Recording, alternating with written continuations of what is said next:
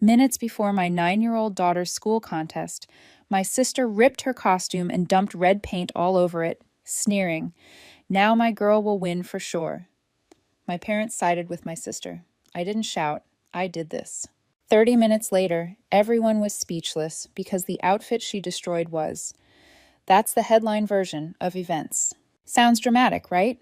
Well, it was. It was the kind of day where your stomach knots itself into a ball and you can't decide if you're about to faint, scream, or laugh hysterically at the absurdity of it all. Spoiler, I did all three. But let me rewind for a second, because if you don't know what this school contest means, you won't understand the scale of what my sister tried to destroy. Every year, the school holds a creative arts contest. Picture a cross between a talent show, a costume parade, and a miniature Broadway production, only with cheaper lighting and kids who can't always tie their shoelaces properly.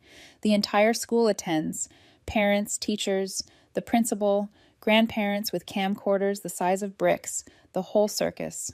And the winners, they get to represent the school at the district festival. That's a big deal when you're 9 years old. Honestly, it's a big deal when you're a mom, too. For months, my daughter Maeve had been living and breathing this contest. It was her world. Forget Roblox, forget TikTok dances. All she talked about was her costume, her choreography, and how she wanted the judges to see how hard she'd worked. She's the kind of kid who will practice a spin until she falls over dizzy, then get up and do it again because it wasn't perfect. And the costume, don't get me started. We had glitter in our cereal bowls, fabric scraps stuck to our socks, hot glue burns on my fingertips. I'd help with the tricky parts, but Maeve had designed it herself, a 9-year-old with a sketchbook and way too much determination. To her, this wasn't a school project. This was identity. This was her shot to stand on stage and scream silently to the world, "Look at me, I'm good enough." Which is why what happened next made my blood boil hotter than that glue gun. On the morning of the contest, Maeve was jittery, excited, nervous, all of it bubbling in her little frame. The school assigned her a private room to get ready and rehearse. She wanted to practice her routine one last time alone. And me, instead of hovering right outside the door, I gave her space. I stepped away for a few minutes, grabbed a bottle of water, chatted with another parent. I thought it was the right thing to do, so I wasn't there when it happened. When the door finally creaked open, I knew instantly something was wrong. Maeve stumbled out, eyes red, cheeks wet with tears, and her beautiful costume, her masterpiece, was dripping in red paint. It wasn't just splashed, either. It had been rubbed in, smeared across the fabric so it sank into every seam, and the fabric itself was ripped jagged. I froze, my brain short-circuited. For a second, I thought maybe she'd tripped and spilled paint on herself. That would have been bad enough, but the look in her eyes told me this was worse, much worse. "Mama," she choked out between sobs. "It was Aunt Mallory. She did it." Everything inside me dropped like a stone. My sister. My own sister. I grabbed her shoulders gently. "What do you mean she did it?" My voice was calm, but inside I was screaming. "She came in while I was practicing," Maeve sobbed. She said, she couldn't finish. That was all I needed. My daughter's tears, her ruined costume, her broken voice. I felt heat rise in my chest, the kind of heat that makes you want to rip doors off their hinges. I stormed across the hallway, Maeve trailing behind me. And there was Mallory, perfectly composed, as if she hadn't just poured acid on a 9-year-old's dream. "You did this," I spat. Heads turned. Parents glanced over. Mallory widened her eyes, tilted her head, and played the innocent act like she was auditioning for the role of Mother Teresa. "Me," she said, eyebrows climbing. "Don't be ridiculous. Why would I ever do something like that?" "Because you're jealous," I thought. "Because your daughter's in the same contest and you can't stand the idea of her losing." But saying it out loud would have been pointless. I leaned closer so only she could hear. Her perfume hit me in the nose. Sharp, fake, like her. And that's when she let her mask slip. Her lips curled in a smirk, and she whispered, "Now my girl will win for sure." I swear my hands shook with the effort not to slap her right there in front of everyone. Before I could unleash, a teacher appeared, fussing over Maeve's costume. The principal came too. Parents murmured. Someone asked if Maeve would still perform. Mallory backed away, her innocent face firmly back in place. I wanted to scream. She had just admitted it. But what good would it do to everyone else? She was still the doting aunt. The principal cleared his throat. To keep things fair and on schedule, he said, Maeve will perform last. That way, she has extra time to make adjustments. Perform last. 30 minutes. That was all we had.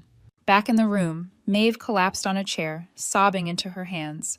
Her costume looked like someone had taken a knife to it, then decided knives weren't fun enough and grabbed paint for good measure.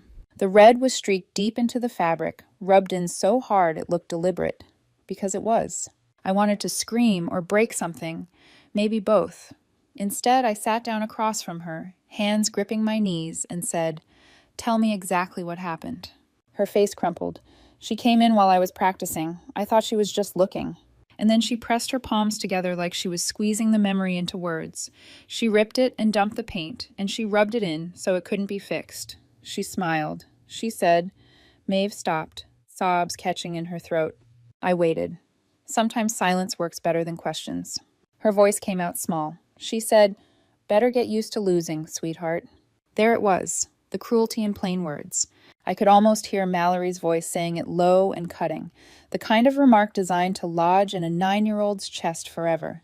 I swallowed hard, because if I spoke right then, it wouldn't have been words. It would have been fire. And this is where my mind flicked backward, because I knew that voice. I'd been listening to versions of it my whole life.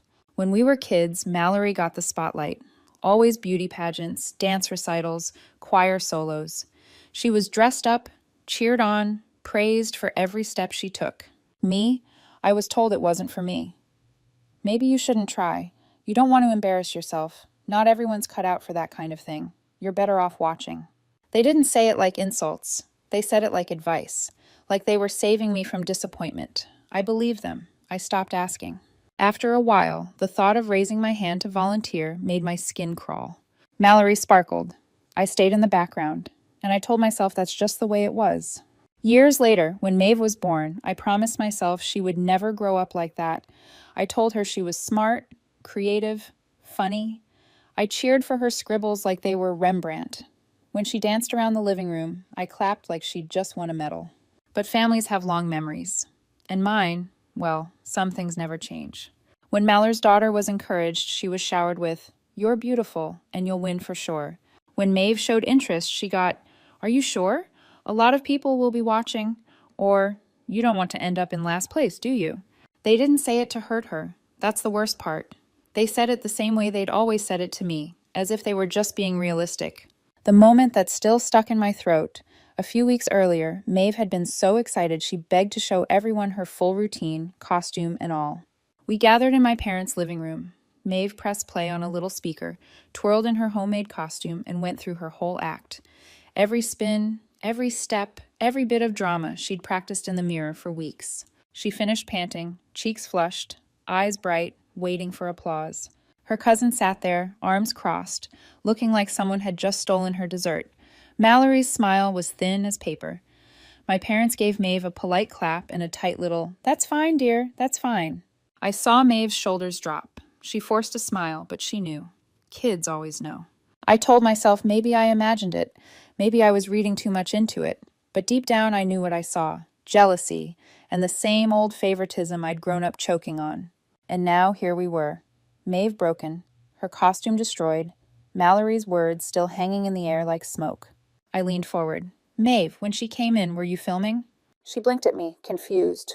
"What?" "Your phone. You've been filming your practices all week. Did you have it on?" Her mouth dropped open. "I think yes. I put it on the table so I could watch later." We both froze. Then I scrambled for her bag, yanked out her little phone, and swiped until the recording came up. And there it was. The video was angled low from where the phone was propped, but it caught everything. Mallory slipping into the room, the sharp sound of fabric tearing, the wet splash of paint, her hand smearing it down, deliberate, and her voice clear as day. "Better get used to losing, sweetheart." I gripped the phone so hard my knuckles went white. Maeve covered her mouth with both hands, watching herself cry on the screen. Proof. We finally had proof. For years, Mallory's cruelty had been brushed off as accidents, misunderstandings, exaggerations. But this was undeniable, recorded, permanent. I felt something inside me shift. Not relief, not victory, just a cold, solid certainty. Maeve looked at me, her eyes huge. "What do we do?" Her voice cracked again, and for a second she looked so small I wanted to scoop her up and never let her face the world again. Instead, I placed the phone down carefully and took her hand. "We're not quitting," I said. My voice surprised me. Steady, firm, like it belonged to someone who actually had a plan. "But my costume?" I squeezed her hand. "We'll deal with it. You're still going on that stage." Her chin trembled. She wanted to believe me. She didn't. Not yet. I forced a smile, though my own stomach was twisted into knots. "Trust me, we're not done here." The clock was running. 30, maybe 40 minutes. That was all we had. Maeve sat slumped in the chair, her hands limp in her lap. The costume hung off her, torn, paint dripping onto the tile. Her face was blotchy from crying. I knelt down, put my hands on hers. "We've got time," I said. My voice came out steadier than I felt. She shook her head. "It's over." "No," I told her. "We're not done." And that was it. No speech, no plan I could spell out, just a decision. We weren't giving up. The rest, well, that stays between me and Maeve. We worked. We made choices. By the time her name was called, we had something. Not perfect, not polished, but something. When the lights dropped, my throat went dry. The projector flickered on. The video filled the stage. The shaky angle caught Mallory stepping into the prep room, her hand yanking at fabric, the sound of ripping clear as a scream, the splash of paint, the smear of her palm grinding it into the seams, and her voice dripping with malice. "Better get used to losing, sweetheart." The words echoed through the hall. Gasps spread like a ripple, heads turned, parents shifted, whispering. Teachers frowned. And then Maeve walked out. The whispers stopped. Her costume should have been ruined. Everyone knew it. But under the lights, it didn't look ruined anymore. The tears in the fabric had been shaped into jagged lines. The paint streaks blazed across her chest like fire. She looked fierce. The music began, the same track she'd practiced for months. Maeve lifted her chin, took her first step. It was her routine. Every spin, every drop, every move she'd drilled again and again. But now it was more. Every motion carried what had happened. When she spun, it was defiance. When she dropped low, it was hurt. When she rose again, it was survival. The audience leaned forward. No one coughed. No one whispered. They were caught. I glanced at Mallory. She was 3 rows ahead of me, her jaw clenched, her face frozen. Maeve's body hit every beat. The routine was familiar, but layered with something raw and new. She wasn't performing pretty, she was performing truth. By the final sequence, the hall was silent. She hit her last spin, dropped low, and rose with her arms wide, the costume glowing like embers under the spotlight. And then silence. You could hear her breath across the microphone, heavy, real. For a moment, no one moved. Then the first clap cracked the silence. Another followed, and then the whole room erupted. Parents stood. Teachers clapped until their hands were red. Kids shouted her name. Maeve stood there, chest heaving, eyes shining. A 9-year-old in a ripped painted costume, standing taller than anyone else in the room. And in that roar of applause, I knew one thing. This wasn't over, because what came next left us all speechless. The clapping was still going when Maeve walked off stage. Cheeks flushed, hair wild, eyes wide like she wasn't sure if she'd just lived it or dreamed it. I held her. She clung back, shaking, but her body was buzzing too, like she'd swallowed lightning. But applause fades. I know that. What doesn't fade is the family staring holes through your back. Mallory sat 3 rows ahead, her jaw clenched so hard I thought her teeth might crack. My parents sat beside her, stiff as stone, lips pinched into those tight little lines I knew too well. The same look they used to give me when I embarrassed the family, which could mean anything from crying in public to daring to exist in Mallory's shadow. So, while Maeve was glowing from her standing ovation, I was waiting for the knife to twist. And I didn't have to wait long. The jury slipped out to deliberate. The audience buzzed, but my focus stayed locked on my family. Mallory didn't speak, didn't move. My parents leaned in toward her, whispering. She nodded once, like they were plotting. I thought, of course, even now, after everything. 15 minutes of silence stretched like an hour. Maeve chewed her lip raw. I held her hand. My other hand shook, but I hid it in my lap. When the jury returned, everyone hushed. The head judge cleared her throat. We want to make it clear that our decision is based on merit, performance, creativity, not sympathy. My stomach twisted. And first place goes to Maeve. The room exploded again. Parents cheering, teachers clapping, kids shouting. Maeve stared at me like she couldn't believe it. I smiled, nodded, whispered, "Go on." She leapt up to accept, her little trophy gleaming under the lights. But while the hall roared, my eyes stayed on Mallory. Her daughter's name wasn't called.